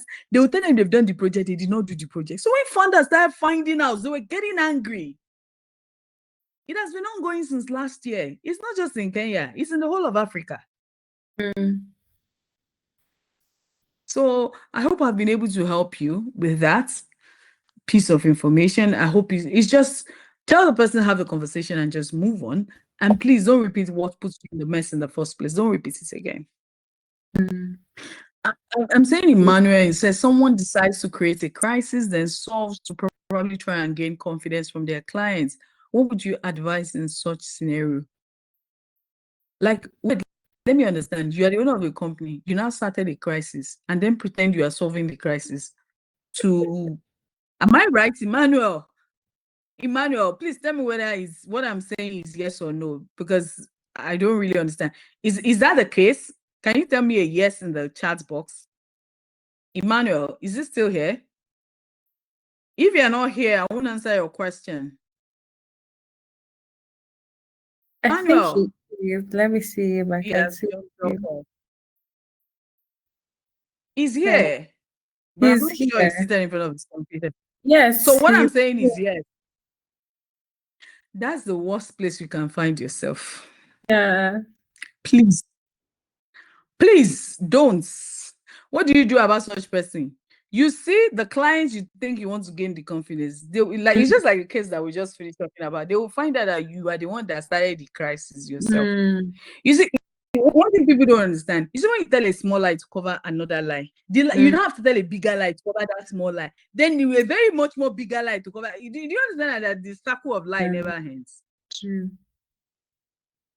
Doesn't make sense. Don't even start it. Tell that person if that person is if that person is doing that, tell that person to stop. You see, by the time it comes out to bite that person in the house, it will be a serious reputational damage. That person is building blocks to damage their reputation. Tell the person that. Okay, there's another question here. Before I give Rose spoke, I can see her hand is raised up. But let me just read this. How do you structure your crisis communication plan? That's a different class on its own. We need another session. That's a different class on its own, structure of crisis communication plan. But one of the things that I'm sending to you, the 0 to 24 hours response, you'll find some things that you can build structure from. It just teaches you how you need to respond between the hour of 0. So it breaks it down into, I think, about 6 parts or so. So what you need to do in the first 3 hours or first 4 hours, the next 4 hours, what you need to do the next. So you're finding in that bonus that I'm sending to you. Amazing. Amazing. And then there's this one.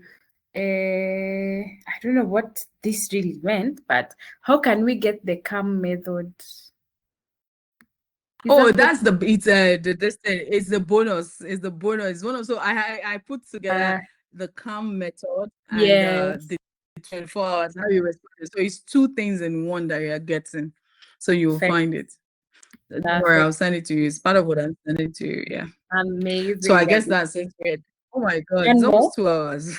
Yeah, one more. Your session has been so great. So please, I know you have a lot of questions. I can see 2 more hands. So I'll let Poka and then Hannah. Poka, you can go ahead.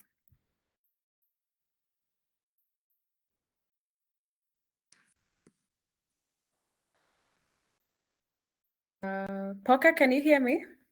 Please go ahead and ask your question. Yes. Okay. I can hear me. Yeah, we can hear you, but I think you're breaking a bit. Okay, so I'm going to try and be fast about this. So it has kind of been preempted with the crisis communication plan. What would you advise in a case where in an organization, an NGOs especially, there is a crisis, and as we know, our young people are more tech savvy and more social media oriented. So one of the young people in the organization goes ahead and makes a response in the social media about the crisis, which may or may not be correct, and in most cases is not entirely correct. And when you get to the organization, you now want to communicate or to respond to the crisis. How do you cover your employee and at the same time respond to the crisis purposefully? I hope that makes sense. Wow. Yeah, that makes sense. Wow. So I don't. So what you need to do actually in that case is you see that particular individual, you need to sit that person down, that particular individual, and understand the thought process of that person, of why they said what they said. So when you understand the thought process of that person, you now educate the person on what the issue really is, and then make the person realize what is going on, that this is what the person's tweet has caused and stuff, that it will be of good advantage now, it will be good now that the person has already understand what is going on, that can the person educate his or her followers on what they found out. You get what I'm saying now?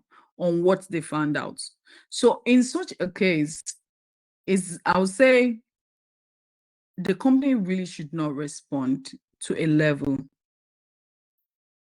The company should really not respond, or the organization should really not respond to a level. But if it has to do with a project or something, tell the individual still has to go back online and explain the whole thing from their own understanding to their followers.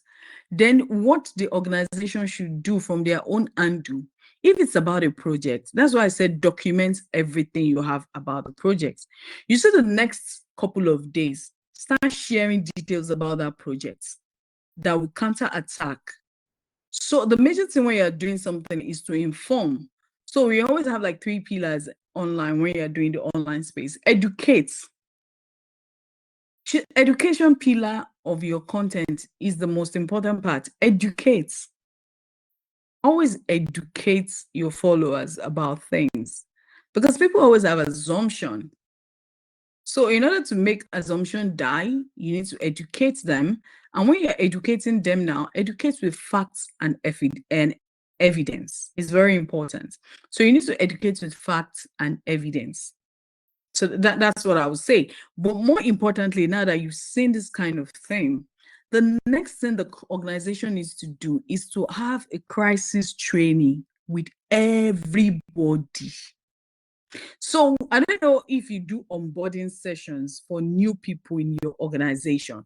So anybody that is being hired, you should have an onboarding document, which includes the crisis templates, the crisis management templates. It's very important. It should be part of your onboarding. A crisis template, and it should be part of your onboarding process for every employee that comes into the organization. So if that person has passed through that process and still went on to do that, because before you realize it, these young people will tell you it's freedom of speech. I don't know what that is. They tell you it's freedom of speech. But there's an unwritten rule. If you work in an organization that is paying your salary, that you are collecting money from, you cannot go outside and be bad-mouthing that organization because you are collecting money from there. You have a very good option, and that option is resign and leave that place. Everybody has their value system. We all have our value system. You see, when you're not okay, where you are working, that is against your value, the best of you cannot come out. So the only alternative you have is not to collect their money. Just carry yourself and kukuma do and say bye-bye. Just go. It's better not to burn bridges and cause chaos. That's all I'll say. Because whatever you do, you will meet it in front. It's not a curse. It's what happens. What goes around comes around. This word is a very small word. You might think the hurt is large. You'll be shocked. It's not. People rotate and revolve. So let's be guided. I hope I've been able to answer your question. Okay. Thank you so much, Funmi. I've seen Hannah. Hannah, you had your hand raised. Do you want to ask your question? Yes, please. Sure, go on. All right. Thank you. Thank you so much for a very insightful session. Yeah, I keep on learning every day. And the presenter is my good friend on LinkedIn, so we do interact a lot.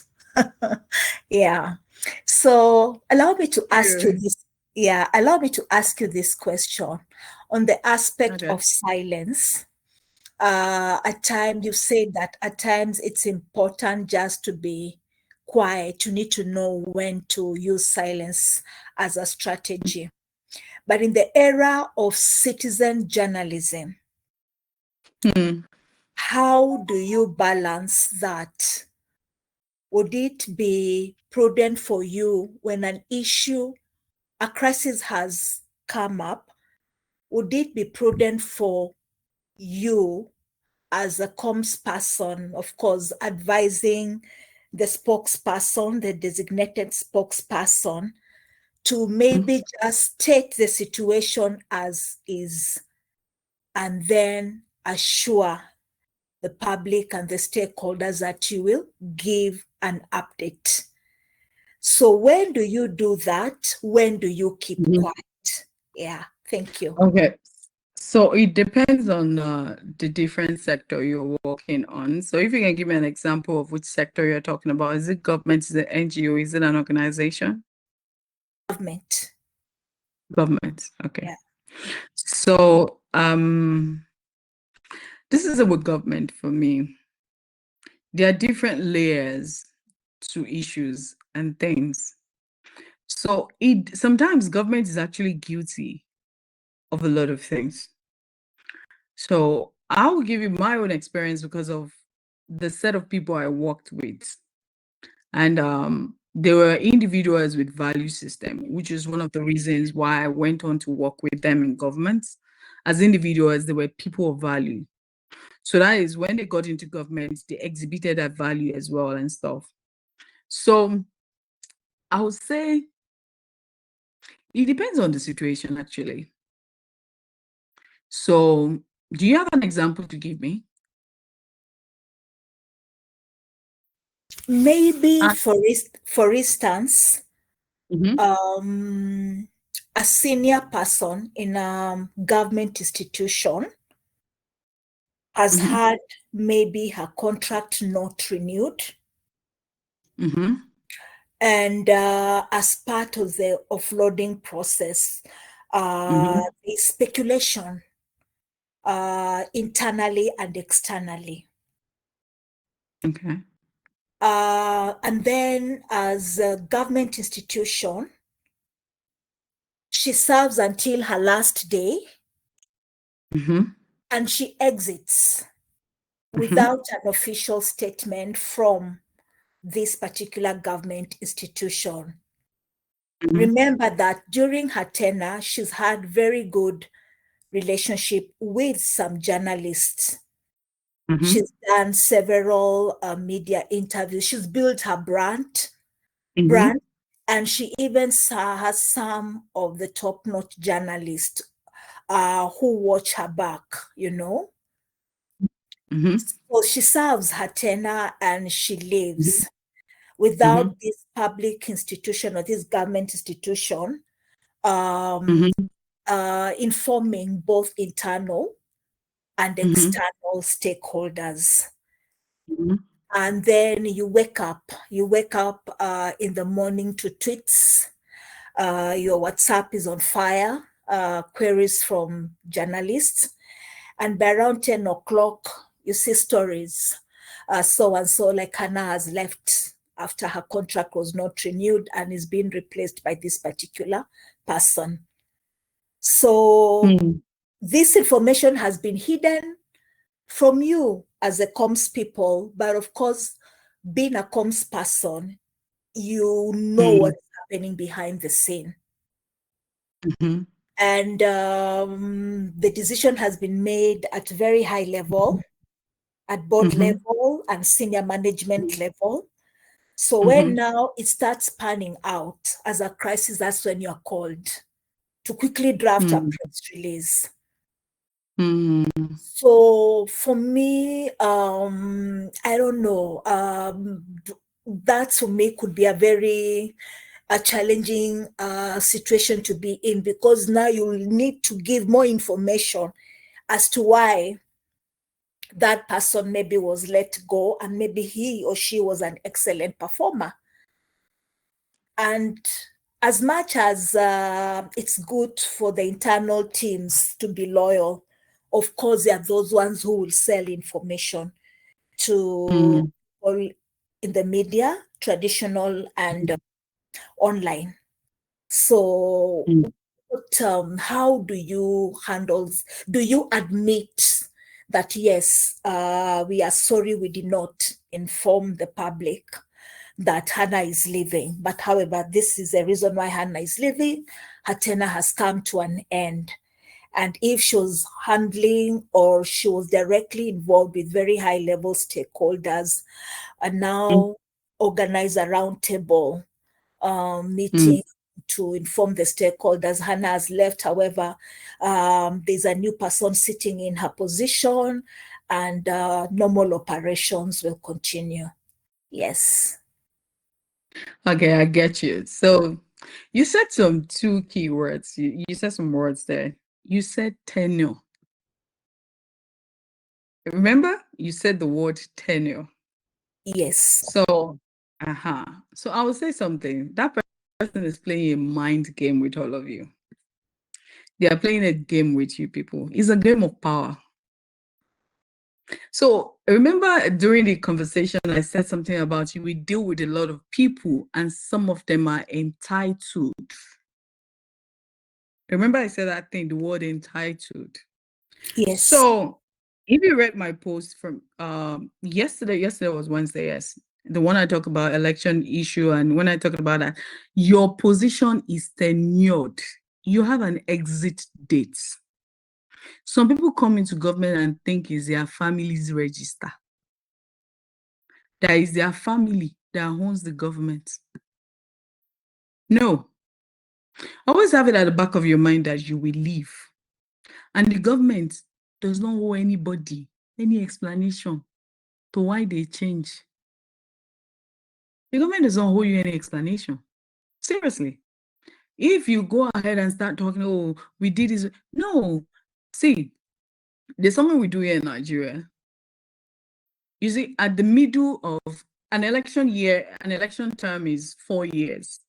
You see, by 2 years, by the second year, they do a performance review for the ministers, and they do it at state level too. So commissioners will be changed, ministers will be changed or moved around. It's normal government process. But because the citizens don't take the time to educate themselves on how government is run, they think it's a crisis. So she's doing a power play with all of you because she wants to keep that position. But they need to change her. It's not her family's this thing. So you can't get, the point is to avoid getting dirty. So because she knows journalists, she started playing power play with all of you. Ignore it. You don't owe anybody an explanation. It's government that change her, right? Government doesn't owe anybody any explanation. People should stop feeling entitled that a government job is their family's no, it's not your family's birthright and does not belong to you. You were called to serve. Your tenure is over. You have an expiry date, for God's sake. People should realize that there's some things I don't allow to move me. You can shout from heaven till night. When I was in government, I will not answer you. And I will tell my boss, we are not responding to that. Because when you look at it, so now I will say something. If it's not the state governor, so the statement, sorry, if I actually, is this from a state governor or from a minister or from a parastatal? Can you answer that question, Anna? From a parastatal. Parastatal, you don't need to respond. See, is she the head of a department or the commissioner? Is she the head of a department or the commissioner? Anna? A commissioner. Very senior. Yeah. So she had actually requested for an extension and it was declined. I don't know how it's run in Kenya, but in Nigeria, once your tenure is over, it's over. I have a friend that was a commissioner. They did midterm review. They moved. So what happened in my state when they want to do midterm review? You know what they first of all do? They will tell all of you to go and sit down at home for 1 month. They will sack everybody. So the governor sacks all the commissioner except for the chief press secretary, and about 3 or 4 other key positions. He will sack everybody. Then the ones that will come back, he will bring them back. He will bring new people. So you see, if she's a commissioner, it's not for what you need to do is go and meet the governor, the governor's press person, and explain to the person. The paper, the what do you call it? The news, the press, this thing should come from the governor's place, not you from a commissioner. No, because our sack came from higher up. So what you need to do is go and find the media person for higher up and explain to them that they need to make this announcement, because they might not know they need to, but if it comes from the higher up, nobody will disturb you again. That's what I'll tell you. So in government you have hierarchy. So you two, you will play the power play. She's trying to play power play with you. You two, you go people ahead of her. Tell the press secretary of the governor to be the one to release the news. End of story. Everybody will keep quiet. That is it. Everybody will keep quiet. It's the governor that sacked her. She should go and fight the government if she can. So she's doing power play that because she has some journalists in her pockets, which is wrong. Because that's why I say, don't burn bridges. Don't burn bridges. And I said, have a second house address. Does she not have a career she was doing before they brought her into government to serve? Or she's a civil servant? Is she? Yes, she had a career before she became a commissioner. She should go back to her career. She has a second house address. And why is she behaving as if she doesn't have a second house address? She should go back to her career. Somebody should tell her she has a second house address. She should go there. Government is meant for you to serve. And it's tenured. You have beginning and expiry date. For God's sake, let people know that. This is why government is becoming, this is why Africa is. We think government is our family compound. It is not. Hell no. So you too, stop giving yourself a day. Go and play power play with her. Go and look for the governor's spokesperson and explain. Let's tell the person that, with all due respect, that from hierarchy, you think this should come from you. Please, let it come from you. Not you. I know you are concerned that it might be coming from. No, don't write any press. Advise your bosses and tell them that the best way to curb this is to go to the governor. Tell whoever is in charge of that seat right now to go to the governor, that he should please tell the governor to release the press release. She will keep quiet. I know the people following her, because they know where their bread and butter is coming from. They are in trouble. Involve the people you need to involve. And let everybody stop disturbing you. Don't give yourself a headache. Amazing, amazing. Thank you so much, Funmi, for that. And Hannah, thank you for your question. It has really triggered an amazing conversation. And as we've been told, government is not our compound. Yeah, I think we are done with the questions. And it's already 8 minutes past 10 here in Kenya.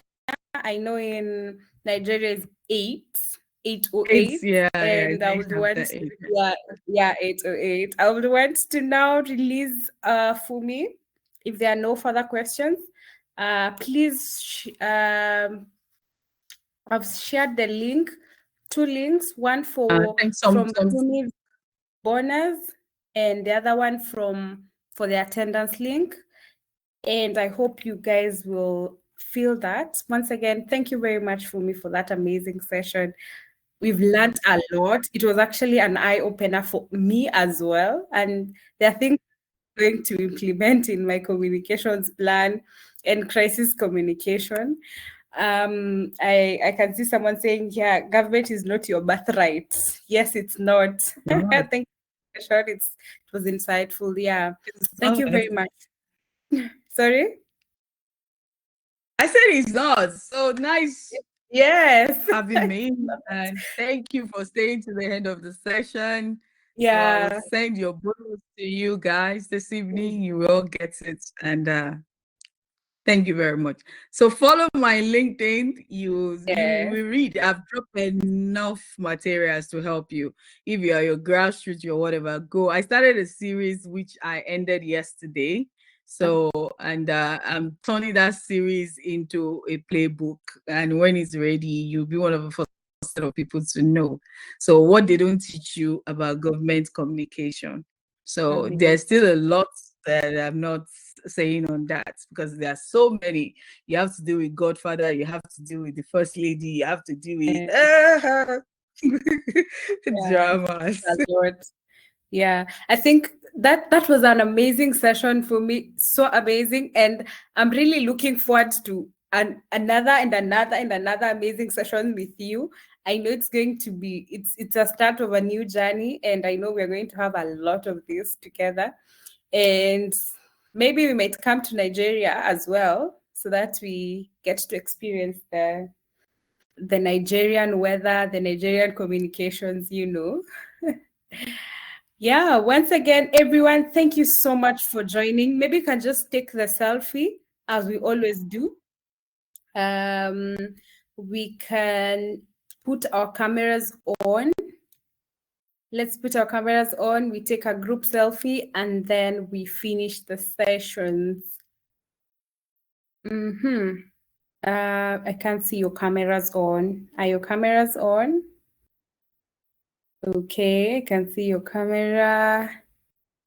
Perfect. Let me just do this in a bit. Yes. Solomon, we can see your camera. Sana, Emmanuel, Cindy, Anne, Jacqueline, please put your camera on. Perfect. Then let me see the other one. You can also take a screenshot of the same, of what you're seeing from your screen. And then we can share we can share them in the group. Let me just take that one more time. Jane Chebet, Gloria, Linda, Hannah, John. We can just put our cameras on so that we can take a group. It's called a group selfie. And once again, to remind you that we have an upcoming physical event in Kenya on the 29th of November. Hope to see all of you there. More details will follow. I had someone from Cameroon asking whether we will have a flight from Cameroon to Kenya. Yeah, we pray that the Lord blesses us with a lot of money so that we are able to cater for all of you guys. But yes, there are flights from Kenya, from Cameroon to Kenya.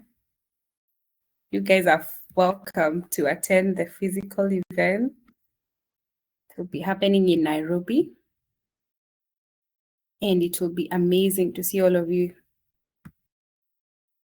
Okay, perfect. I think I'm done with the screenshots. All right. Thank you so much once again for joining. See you in the next one on the 2nd of October. Matters AI. Everyone is going to AI. So how do we actually go about it? What is AI? How do we utilize artificial intelligence in our work?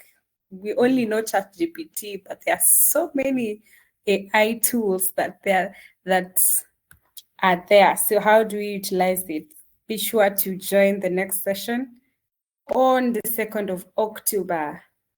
And it will be an amazing session. And thank you once again for joining.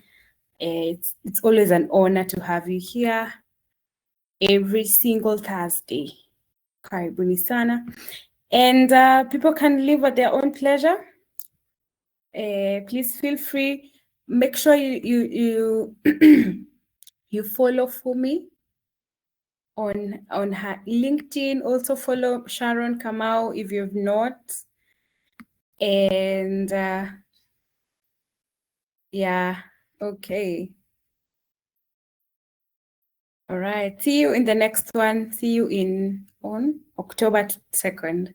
Bye-bye, everyone, and have a lovely night. Have a lovely evening from wherever you're joining us from. See you in the next one. Also ensure you share the chat, LinkedIn. You do a LinkedIn post on today's session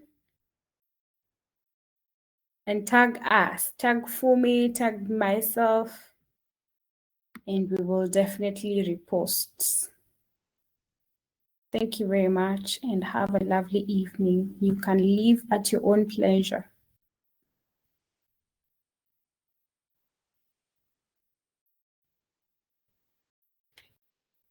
Good night. Good night, Sheena. Don't forget to send the recorded version too. I will definitely. Good night, everyone. Good night. Good night. Yes, good night. See you in the next one I end. Okay.